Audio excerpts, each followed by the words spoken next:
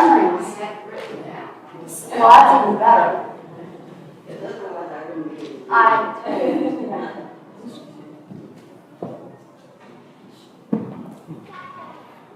On deck is Carolyn Beard.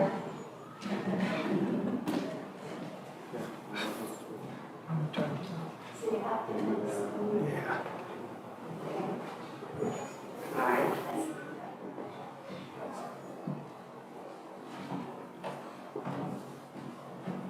Okay, I'll tell. I have to read it because I can't tell without that.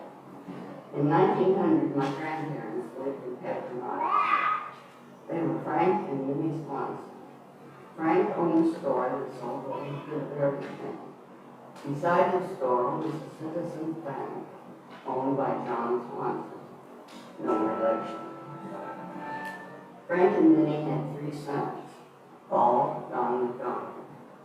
Paul was my father. They all went to Presbyterian Church. In 1921, they decided to move to Corinda. Many people moved to Corinda at that time. When they got to Corinda, they parted ways. Some called themselves United Presbyterians, and others were called Presbyterians. Eventually, the church was called Westminster. My family stayed with United Presbyterian. Someone in my family has been a member since then, so they've been members for 100 years. If you drove to Hebron today, you can see the remains of the store and bank. I'm not sure where the church was. When they moved to Corinda, the Citizens Bank moved to where the city office is called now, and the store moved eventually to the north side of the square, where the Corinda family is now, and was called Swanson's Grocery. John Swanson moved at the same time with his wife, Belle, and daughter, Miriam, and they also stayed with the church. I'm not sure when the United Presbyterian became Trinity, possibly in the 70s or early as the 50s. When I was 12 or 13, I took lessons and learned about the church, and then we were questioned by the section about what we had learned, and they approved us for membership. Also, Joanne tells me, it used to be if you were on the prayer roll, you were a member, which I was. That's it.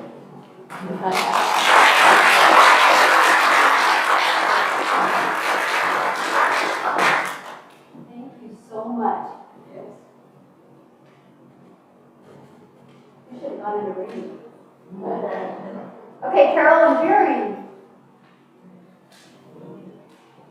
Carolyn? Do you want us to bring you the mic? No, why don't I just stay where I am? I don't think I need a microphone. Well, you know what, I'm going to give you the microphone anyway, and the reason is because it's being recorded, and we want everyone to be able to hear you.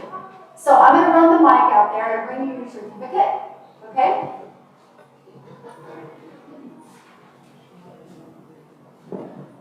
I never talked about one of those things.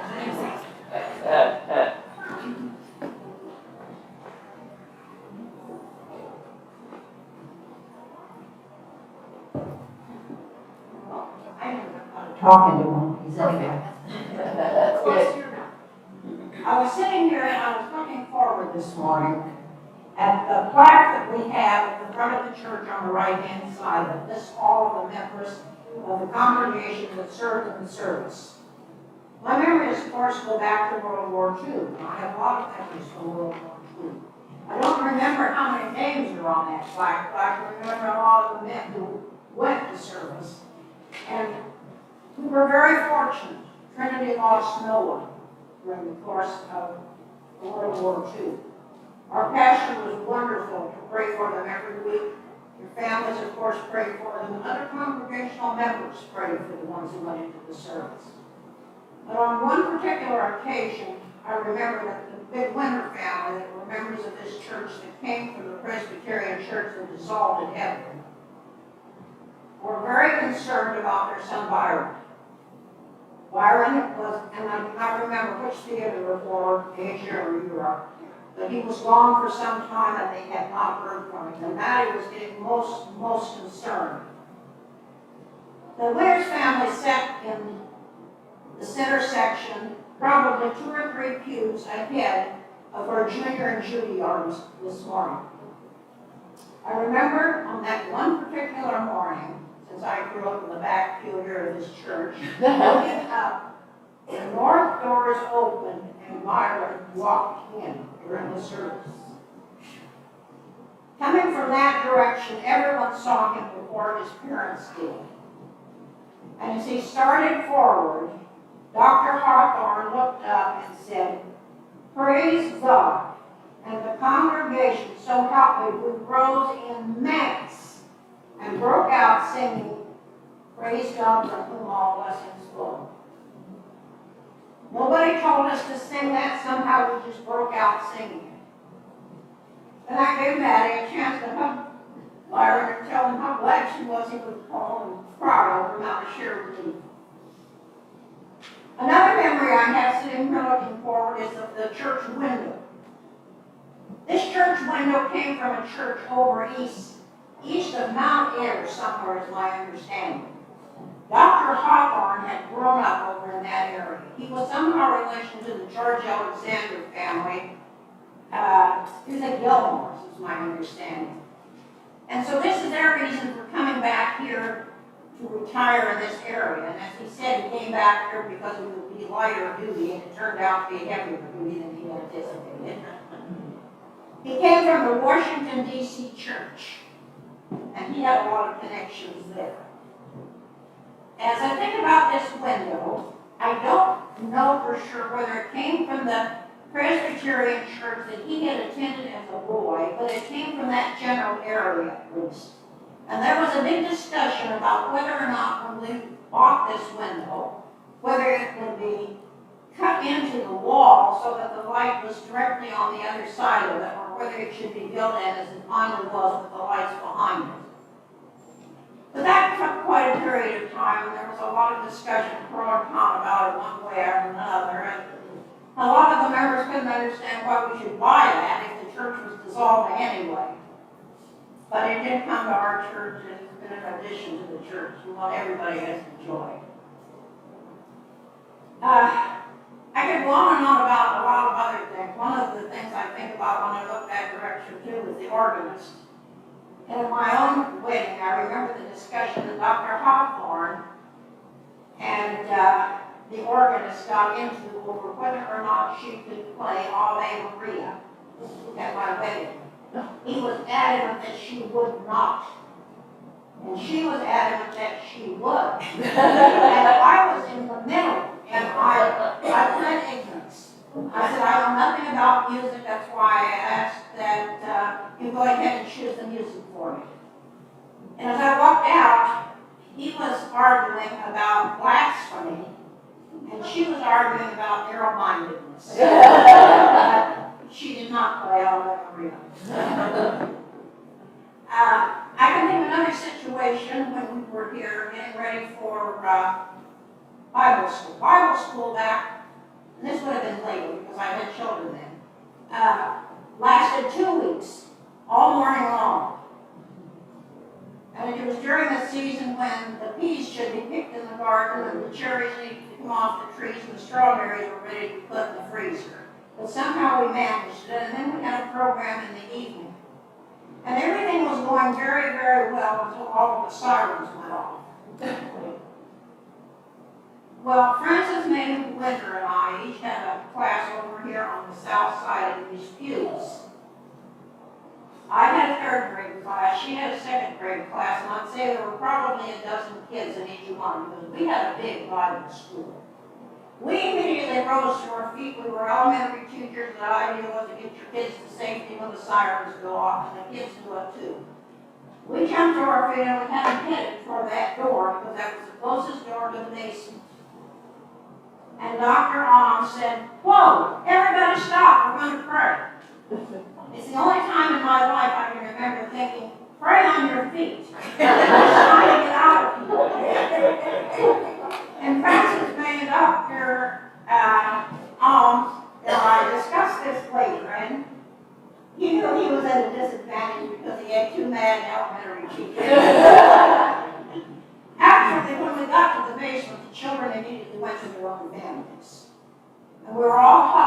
here in the southwest corner of the church, and some went down into what is the furnace room. If you've ever stuck your head into the furnace room, you'll know that is probably the worst place we could possibly have been in a storm, because if it had hit that the big chimneys on this corner, there was 2 open stories. All the rocks and brick and everything would have come down right on top of us. But the good Lord looked after us there, and after we got home, saw damage. Dr. Hawthorne, when he was here, let's see, how long do we have to run? Dr. Hawthorne was here, since he had been the pastor in a big Presbyterian church in Washington, D.C. He had a lot of connections with important people in the Presbyterian church. And a lot of times if they were crossing the country, the speakers would come to this church because of him. And I remember one of the speakers that we had was Corrie ten Boom. You remember the book she wrote? She filled our pulpit one day. And I don't know what I expected, but she got up and she looked like any other little farm wife, and she walked up onto the pulpit. Kind of a short, chubby little woman. I think she was of Dutch ancestry, I believe. You wouldn't have thought anything about her until she opened her mouth and began to talk. And she left absolutely no doubt in your mind that she had seen the prison camps in Germany and what they were all like. Absolutely no question. She was a marvelous speaker. I remember one occasion during World War II, and the fighting was going on, and things were not going particularly well for Germany at this particular time.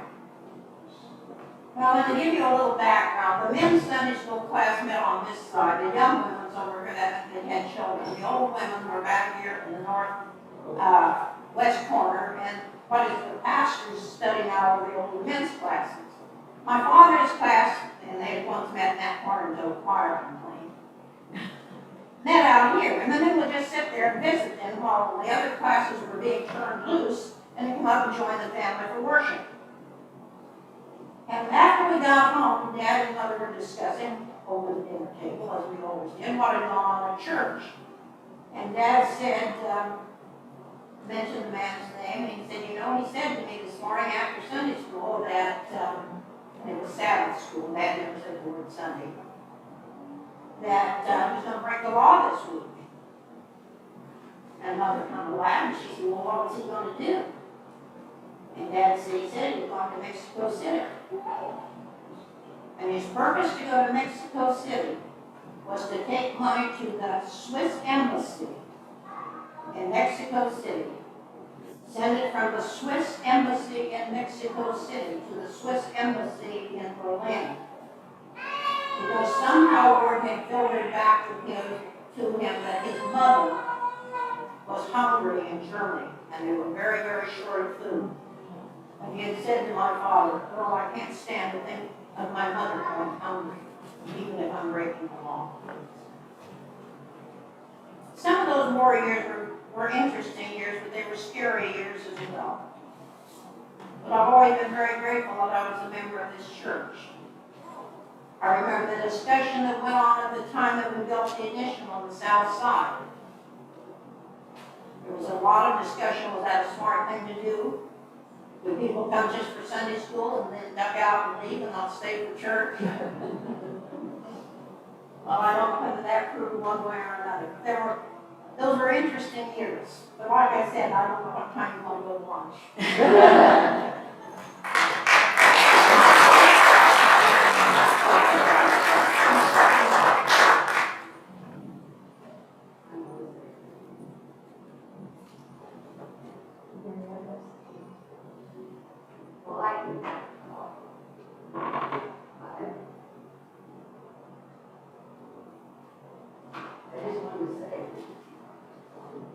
My grandparents and son donated the bricks. And my mother, my grandparents donated the railings to the church.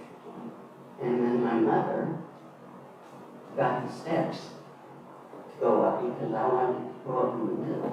When I got married, I didn't want to go on the side. So those steps, I guess this is the same steps we have today. I don't remember.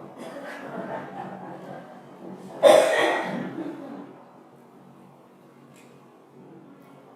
guess I'll just stay down here. Okay, so the next on the list is actually Lyle Dean. He's not here, but he was here for 79 years, served as elder trustee, financial secretary, and he served on various committees as well, and is a member of Hebrews. Marilyn Crane. All right, there you are. Would you like the mic here, or do you want to go up? Okay, great. Well, she's on her way. We're on our way.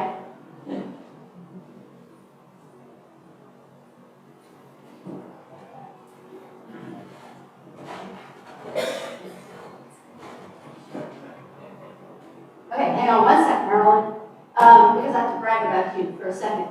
Okay, so Marilyn has been a member for 74 years, and has served as elder, deacon, trustee, many committees, usher, fellowship, and various positions in the women's organizations. Thank you.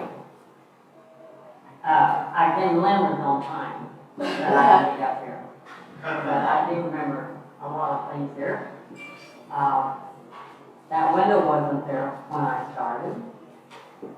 And I don't really remember when the first time I come to this church, but my parents did belong to when I was born. And as I grew up, my best friend in church was Carolyn Beard. They always sat in the back row. We had the doors closed, and she entertained me during the church. And I also remember when I had 5 children sitting in the back, most of the children. But they were trying to be good. My brother, Marvin and Phyllis all sit down here in the front row, which is not even them. But because their kids could see what was going on, so they acted better. So I said, I'll try that. So I sat in front of them, and that was the day that Sherry decided she wanted to lay on the floor and not get up. Well, I did that for one day. Before that, though, I got married in this church. And I don't know if you remember years ago, they used to have a little chase after you, long cars, and there were, to the west of our church, there was a family home, and they lived there in the garage, and no addition was on yet. But Jim decided that he would ask the people that lived beside the church if he could park in their garage so nobody would know where our car was. Because lots of times then they decorated your car. So we just walked out the back door, opened the garage door, and left. As you see here, I have pages of stuff I could tell you. But I don't think I'll stick with all of them. And as she said, I was on a lot of committees. Ladies, this is just for you. I was the first lady chairman of the trustees.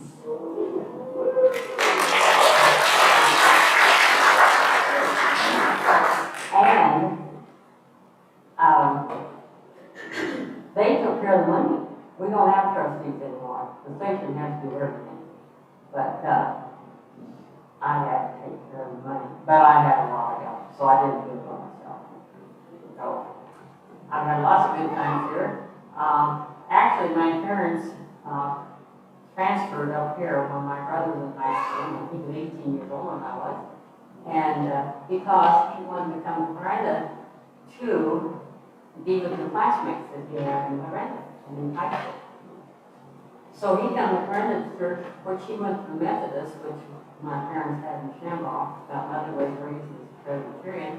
So she thought that's a good idea, so she brought the rest of us, or them, I don't know, I didn't hear. And went, and, so we always, and my brother never come to this church until he married a Trinity Presbyterian girl. And then he started thinking here. I've had a wonderful time at this church, lots of things to do. One thing, I was on the search committee for a minister, and that was interesting. We traveled to Minnesota and lots of places, and we found Reverend Wright.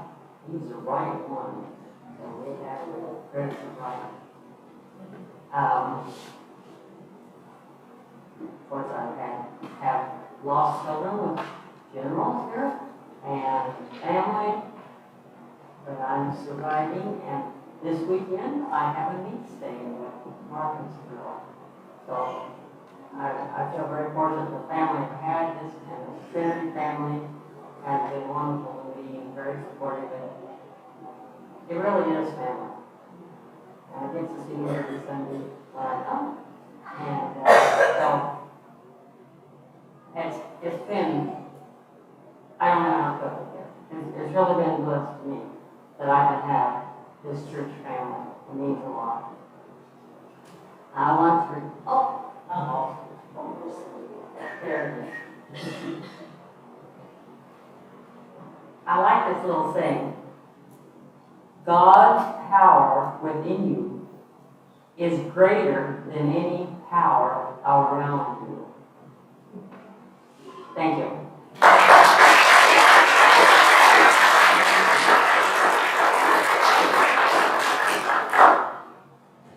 Marilyn, you forgot your shirt. Okay, so I don't know if I mentioned this, but every member that is speaking today or has the opportunity to speak is based on their confirmation date. So we have other members here that have been here over 50 years, but they weren't confirmed, 50 years plus. So our next recipient is Joanne Whip. She hasn't been confirmed here a lot. Can you hear me here? No. Yes. Come on up, Joanne. I'm not letting her off. She was confirmed in 1951. She's been a member for 70 years, served as deacon, trustee, teacher of church school, served on various committees, ushered, and involved with fellowship and various positions for women's organizations, and so cuddle blankets.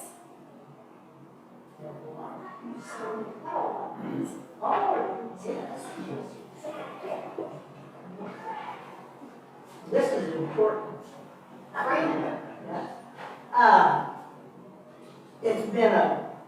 It was a wonderful experience.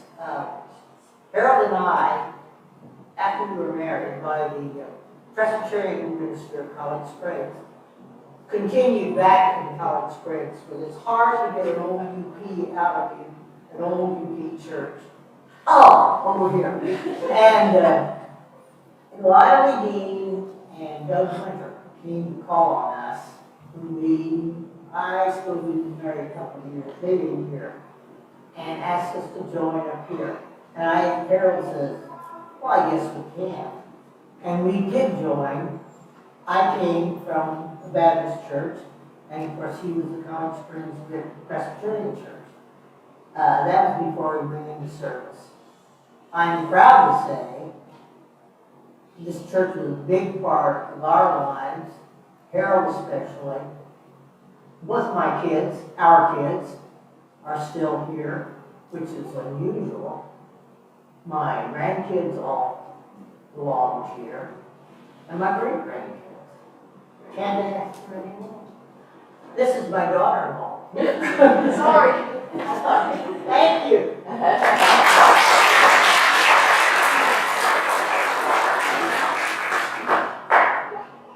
This is just great. Okay, So Phyllis Folk is also on our wonderful list, and she was confirmed in 1952. Then she moved to Arkansas in 1973, returned to Clarinda, and has served on various committees, been an elder, very involved in the women's organizations, including moderator. And so we do have a certificate for her, but we'll probably have to send it to her. Next on our agenda is Junior McCall, who was confirmed in 1959 and has been a confirmed member for 62 years. Served as elder, deacon, trustee, served on various committees, including bus committee and dance, usher, fellowship, Hebrews member, bat patrol, and overall general health. I mean, he has a lot of hats. You know, Junior, would you mind coming up and saying a few words? You could bring Judy with you if you want, because she's next.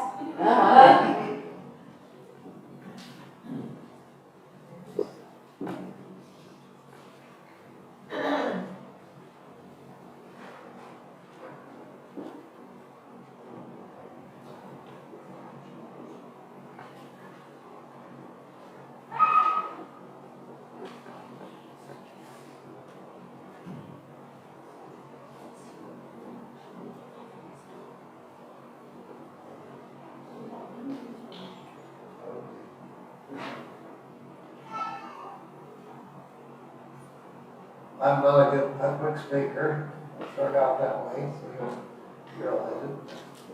I remember coming to this church. I came before we were married even, and sang in the choir and a few things. Some of you folks might remember that. I was not raised in the church, and I know I missed a lot by not being that way. So when we got married and started a family, I said we're going to go to Sunday school and church. And so we brought all 5 of our children in here. And they all took all the classes here. They're all 5 still living in Clarinda area. Very feeding in itself. I met Judy and we got married in This is our anniversary. 63 years today.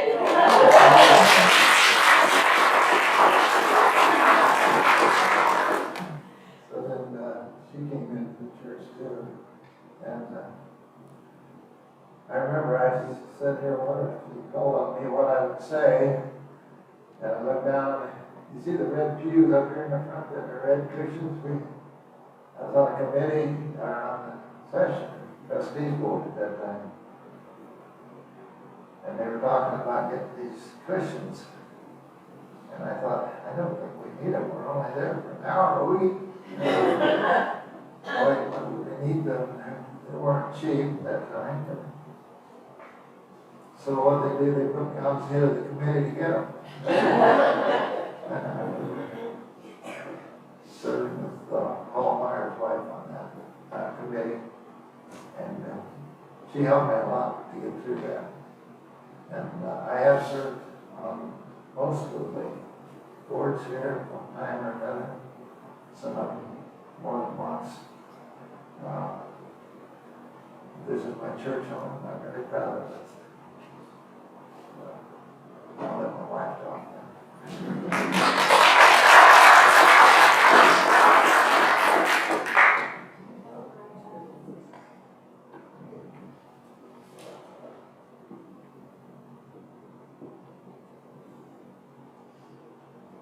So Judy was also confirmed in 1959, so she's been a member for 62 years. Served as deacon, trustee, served on various committees, usher, fellowship, served in various positions for women's organizations, and we all know how wonderful of a pie maker she is. And she also has some cuddle blankets. Thank you very much. I enjoy this church so much, but I'm not a public speaker either, as Junior said. But I love all of you. I love our church. And it was so great to have our 5 children raised in this church. And we're so blessed to have all of you as our family members. We love all of you. Thank you.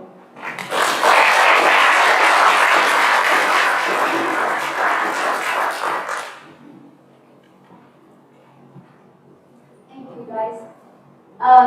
Next, if Kathy and Ken Hunter would make their way.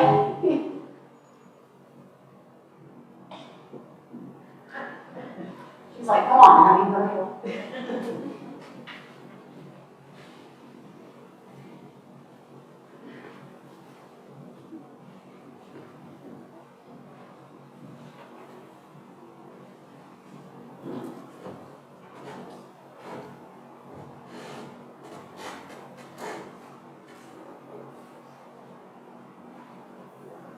Okay, so Kathy's first. She was confirmed in 1960, has been a member, confirmed member for 61 years, has served as elder, deacon, served on various committees, usher, fellowship, served in various positions for women's organizations, a treasurer for the women's organizations, and a sewer of the column blankets.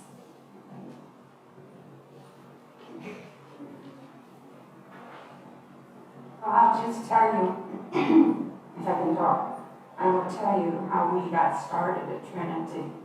I was raised in the Methodist church across the street. Kenneth was raised in the First Christian Church. As we got nearer to our wedding day, we visited each other's churches and had not made any decision at all. We were married on May 29th and left for our short honeymoon.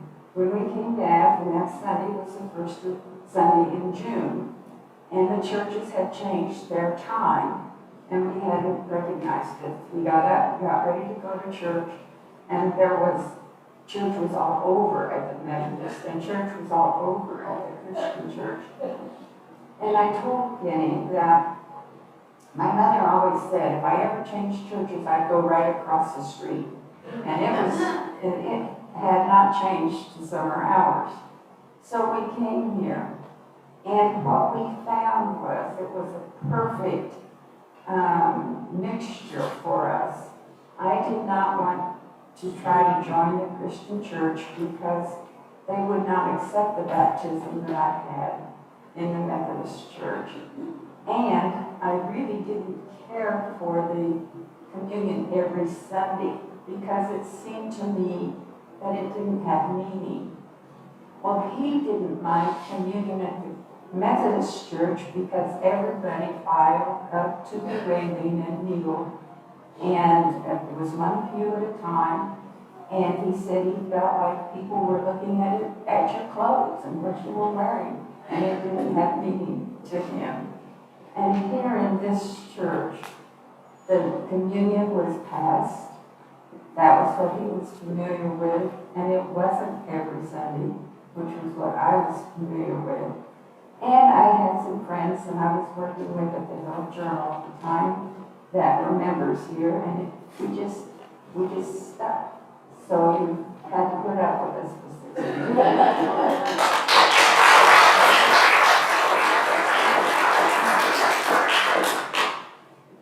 And another half. Ken was also confirmed, actually they were confirmed on exactly the same day. So it was December 25th, 1960. So they both had 61 years of service or as a member, served as trustee on various committees, including bus and dance committees. Usher fellowship, Hebrews member, bat patrol. I thought he was going to kill it the last time. He didn't, set free. And a normal general help for sure. That kind of said most of my hundreds, I guess. Like Kathy said, that I was Christian church and submersion baptism, and she was the other. So, I felt that this was very sufficient. During the period of discussion on the wedding, what are we going to do that day? The day started out a little bit later than we should have been. Because we had it all planned, and all of a sudden, somebody else wanted to have a wedding the same day. So they moved theirs up an hour, and ours back an hour, and that made everything a little bit, behind schedule. And of course, my patrol that was supposed to be out watching my car, because, I like a car. And I didn't want all the big jobs and everything. Anyway, we did get married. We did go to Oklahoma for a honeymoon. Lo and behold, unbeknownst to us, the ones married prior to us was across the street from where we were at. So anyway, back to church situation. It was here, and there was a small parking lot around the area, and the powers to be, they purchased a house to the west. We tore down that house. We built a beautiful parking lot thanks to the crane construction. And so we got that all taken care of. Then the next project that we really got into was we needed more room for the youngsters, the generation and Sunday school classes. So they decided that we would build an addition to the church over here on the south side. And so there again, crane construction came up and started to do detail work, the ground, preparation for the basement and everything.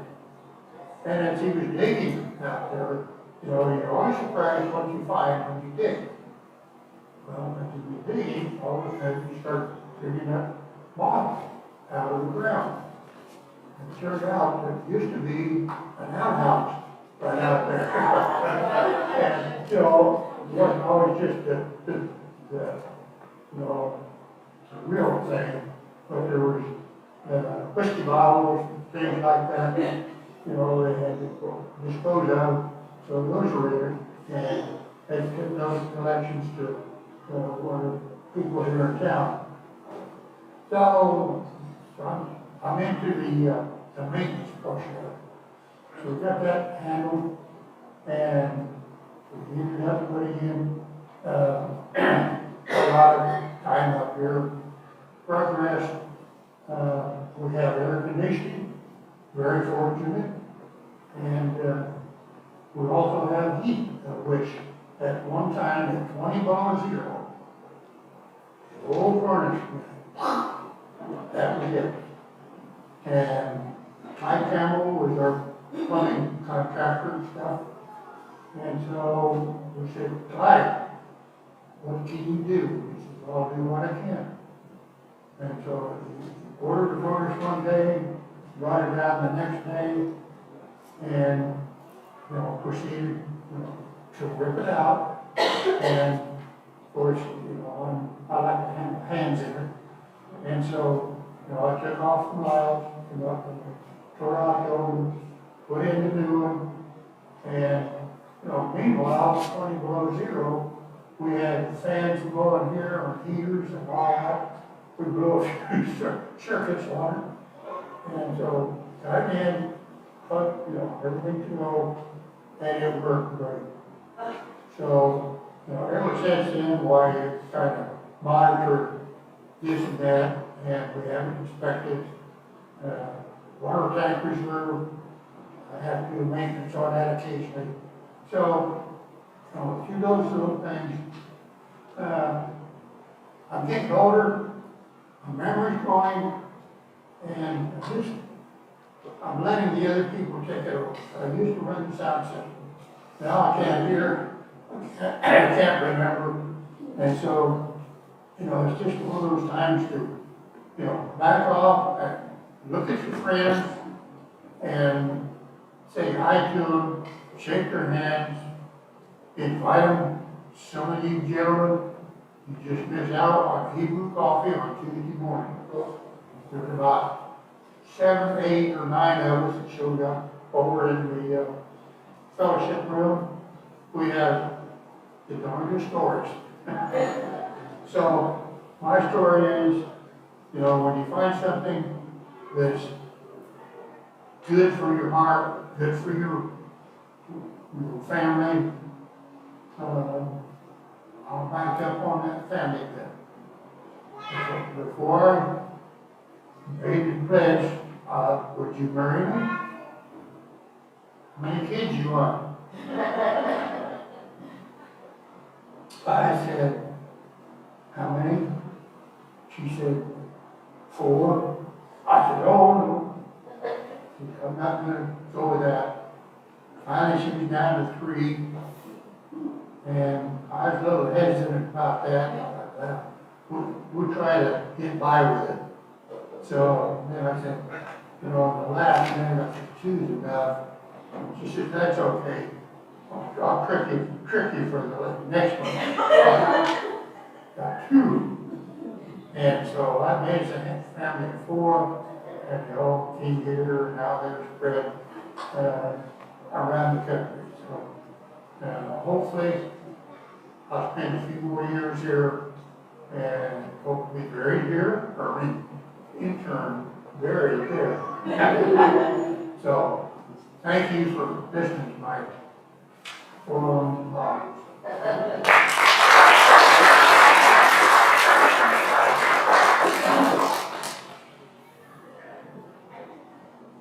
No secrets down here. Yeah. Thank you.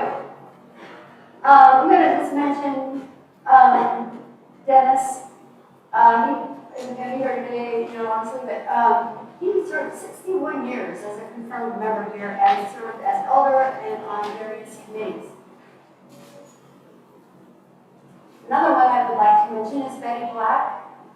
She was confirmed in 1965, so was a confirmed member for 56 years.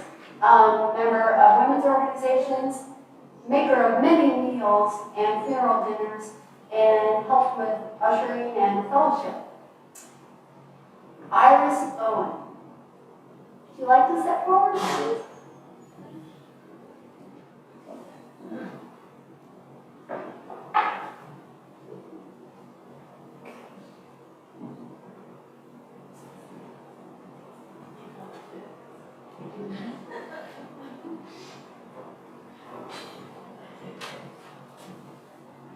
Didn't say anything about pills.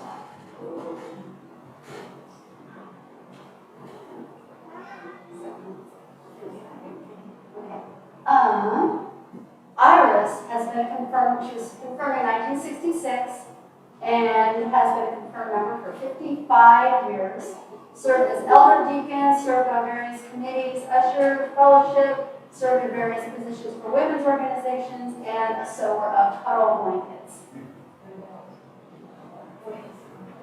Definitely bells. Well, I moved to Clarinda in 1964 to go to college. I graduated with a nursing degree, LPN. I stayed with Frances Bander, and I'm sure there's several in here that remember her. And somebody said they was the first trustee, and I believe she was the first session woman. I sang in the choir. And I joined on Easter Sunday in 1966. I met Bill in 1968, and we were married at Trinity, October 1968, which is nearly 53 years ago. And I've been active as several things, and have enjoyed it very much, knowing everybody that's been a member over the 56 years. Thank you.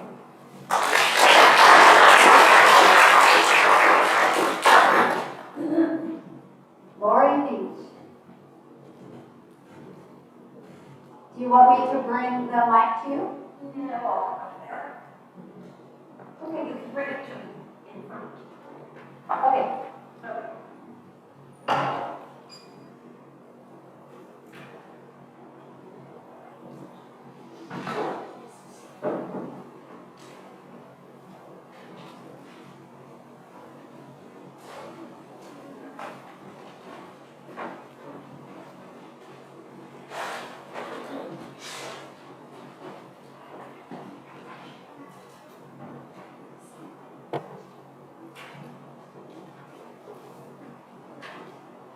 while she's reading over her certificate to make sure it's correct. She was confirmed in 1967, has been a confirmed member for 54 years, been involved with as a deacon, choir director for a number of years, bell choir director also, served on various committees, usher, fellowship, and member of women's organizations. Nobody told me about talking. I got here this morning and Marilyn Crane mentioned it, and I thought, great, there goes the anxiety. So many memories here, it's amazing. As I look around and, they talk about membership, I've been here a long time. I grew up with Vicki Henderson Hess. We have actual proof of us as little girls and pictures here at church.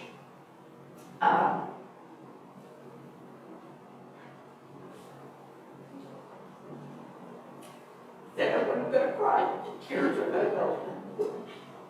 Got married in this church. My entire family belongs here, which is saying a lot. You all have gone through the journey of my leg and loss of, and I have support has been past amazing. That's what family is. It truly is. It's a group, and the memories and the moments. Looking at these meetings, I remember sitting over here with Marcus, and there were some specks coming off. And as a child, you don't really look, understand, and see. For the longest time, I thought it was wood. I thought, why is it healing? Dad had to explain in small words I understand, and stained and painted. But as you look around, I hear the stories of the women today, and the needs. And you don't know. And that's why when we share the memories of the longevity of this church, you learn how to give, you learn how to love, but what's important, you learn how to accept. I'm sorry for the tears, but every one of you are so precious to me.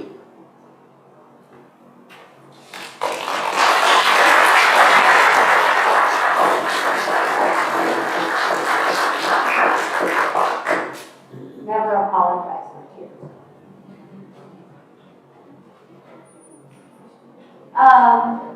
Lori mentioned Vicki. She has also been a member for 54 years. Vicki, are you prepared to come up?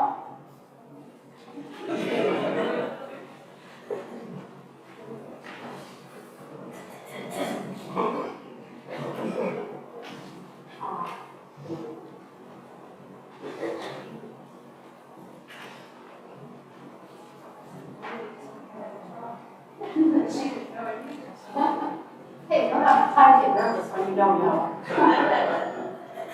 So Vicki has also been a confirmed member for 54 years. Been involved in ushering, fellowship, members of the women's organizations. And we probably left some stuff out so you can fill us in if we do that. So here is your certificate. And it's all yours. Yes, Lord did tell me I had to speak this morning, but Lord didn't know that either, so. Anyway, I was married in the church, baptized in this church. My grandmother transferred to this church from College Springs. My mother was a member of this church. Thankfully, my grandmother transferred to this church. I've enjoyed being a member. I haven't been as dedicated as I should be, but I'm thankful that you stood by me. A year ago, I almost passed away from COVID. And I had several members come to my aid, bringing me food, giving me phone calls, and I appreciate it greatly. I was married in this church, and both my children were baptized in this church, and my whole family is here today. My son and his wife, my daughter and her husband, Grandma Boy and Aunt Diane are here. And the little voices from the back are my grandchildren, which I adore greatly. One little story that I'm going to tell you is Janet Greenwood, bless her heart, had me volunteer to come and help her clean the woodwork in the basement. So I took off work and I thought, no problem. So she gave me cleaning oil, and I spent a whole day crawling around on the basement floor with these rags cleaning the woodwork. So I crawled from one end of the basement all the way around, which lasted probably, a day.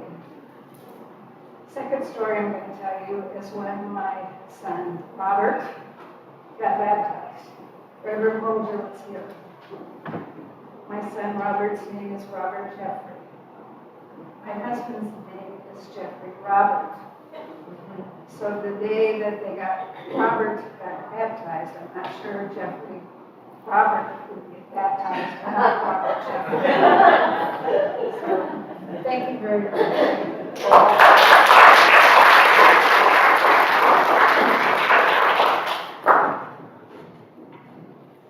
Bill, we did leave you out.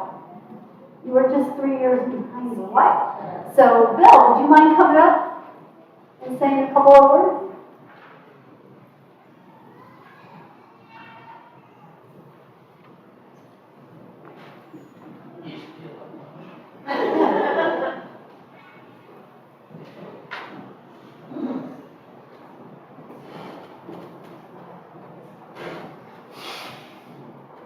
So Bill was confirmed in 1969, so he's been a confirmed member for 52 years, an elder, deacon, trustee, served on various committees, involved with ushering, fellowship, and a Hebrew member.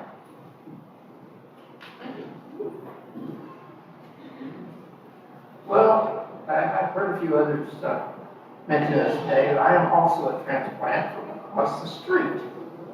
I was born and raised in the Methodist Church, and as Ira said, we met and were married in '68 in October, and I believe I joined the first part of the year in '69. It's been a real pleasure to be able to call this our church family. They had also asked about maybe some memories, and I don't have a lot of them, but I will just mention one or two. One was not particularly a happy one at the time. We eventually did ask about it. I came in one day when Roy Fox was here as an interim pastor.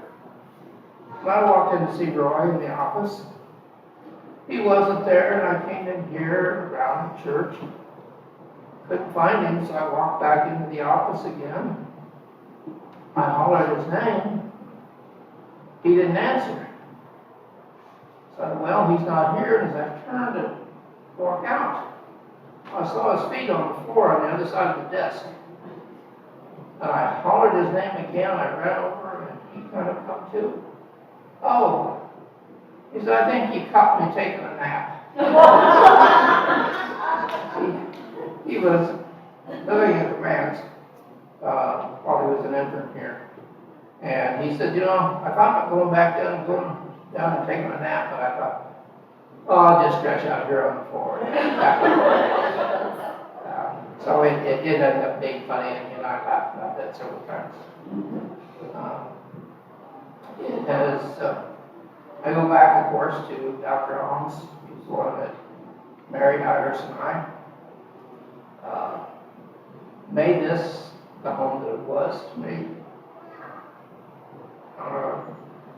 there's just been lots of things that have gone. I think one of the things that I miss the most is these front, at least the front row, and lots of times the second row were full of kids. And it's kind of sad today to not have them. Churches grow older, people grow older, and it is a fact, and that's the way it is. But I do miss that. Just like to thank you for the recognition today. Thank you.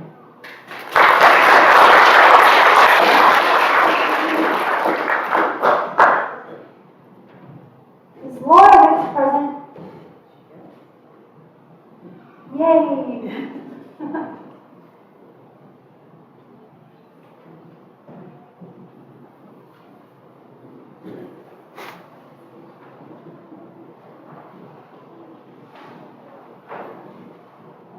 She was hiding way back.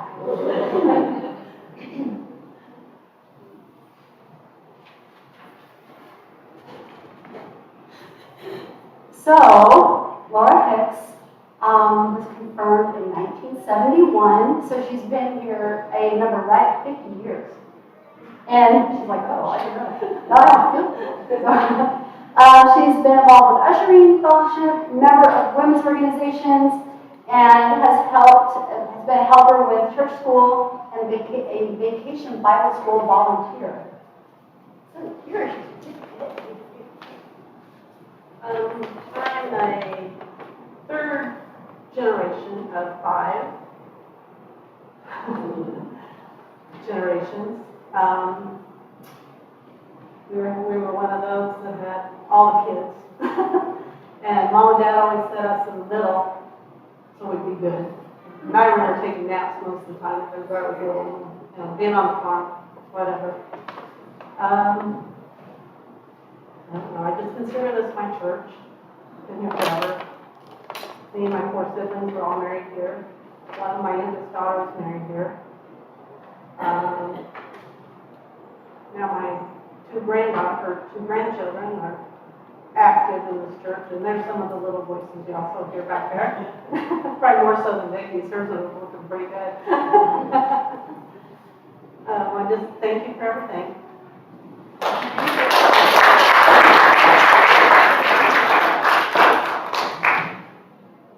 I'm just going to say one tiny little thing that actually concludes our little program on recognizing 50+ members.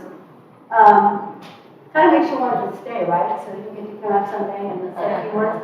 I was just thinking while I was sitting back there that every single person that has come up and spoke, and even those that couldn't, I think they have had the mentality of being service-oriented.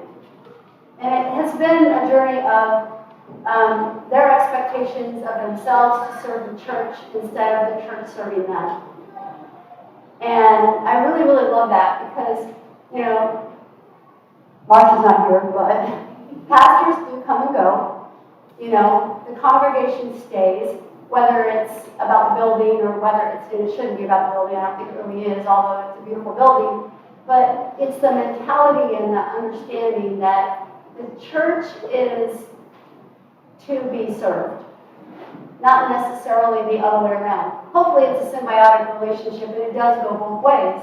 But there are times, turbulent times when things happen in churches, and it's those that stay and serve anyway that make it what it is. And I think that's why this church is so amazing. And yeah, membership is dwindling everywhere, which is going to be part of our prayer day, but if we stay steadfast, the church will thrive, right? It doesn't necessarily have to have 1 million members to thrive. It can just be a few really dedicated ones. So now if you would please stand and recite the Apostles' Creed.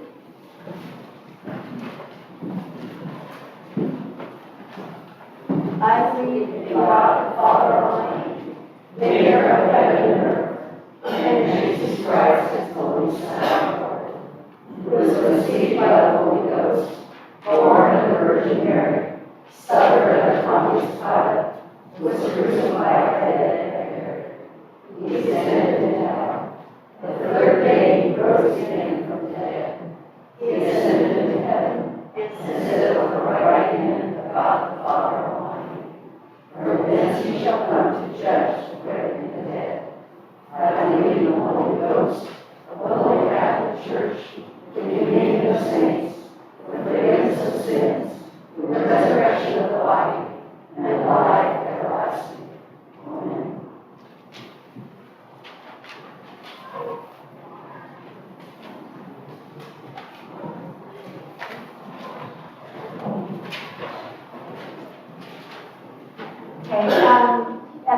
time, we'll take prayer requests.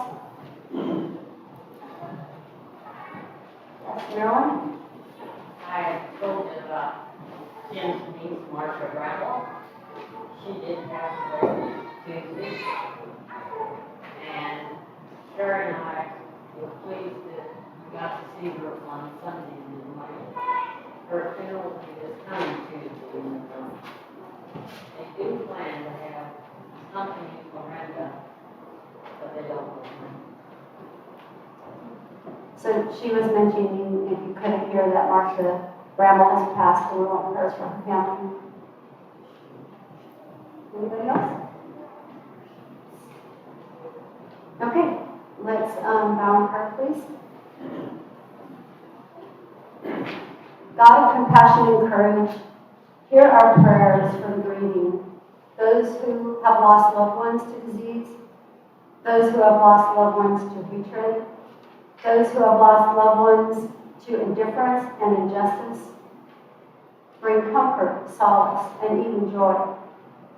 Hear our prayers for the struggling, those who face addiction, those who face financial hardship, those who face painful relationships and loss of purpose. Bring the equitable distribution of wealth and a path forward.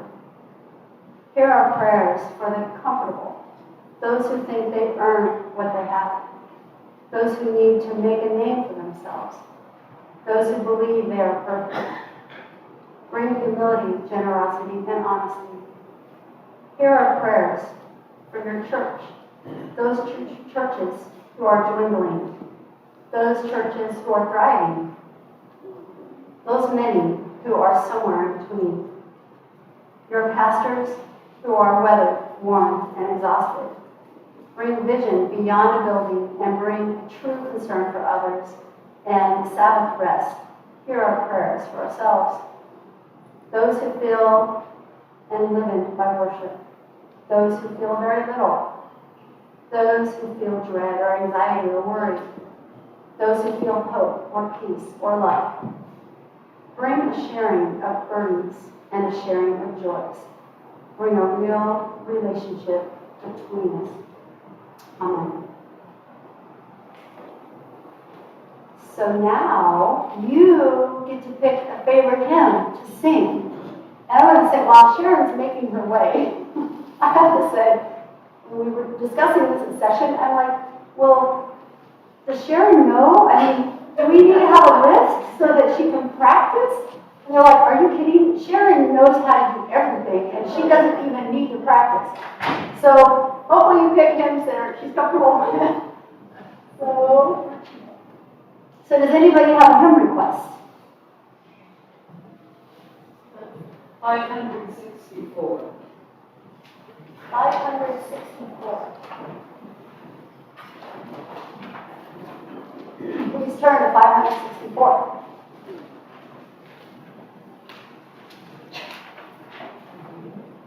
In honor of today. What a beautiful. What a wonderful idea. Yeah.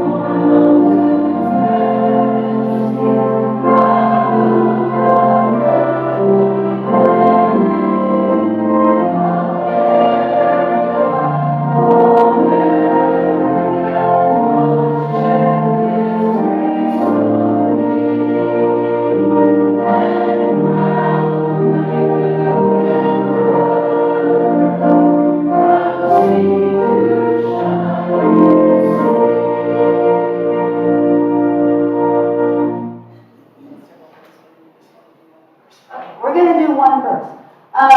Do we have any other requests?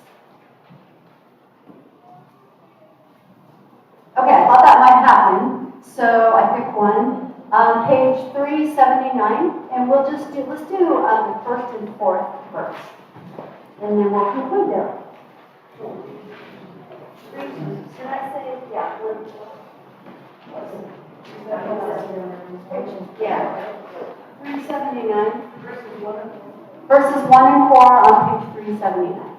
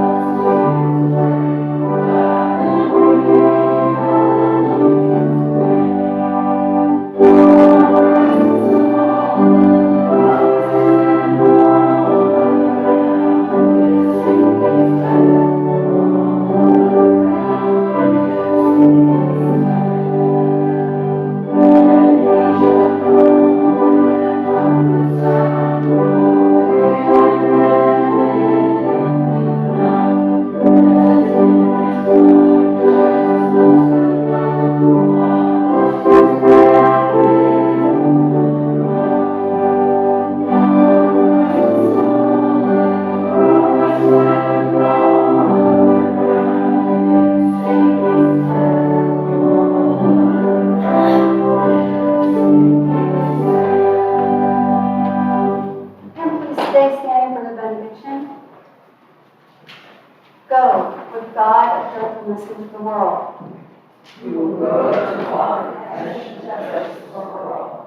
Go with the bread of life into the world.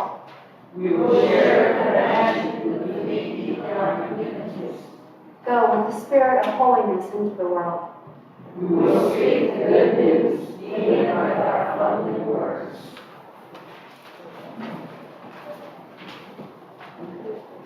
I just want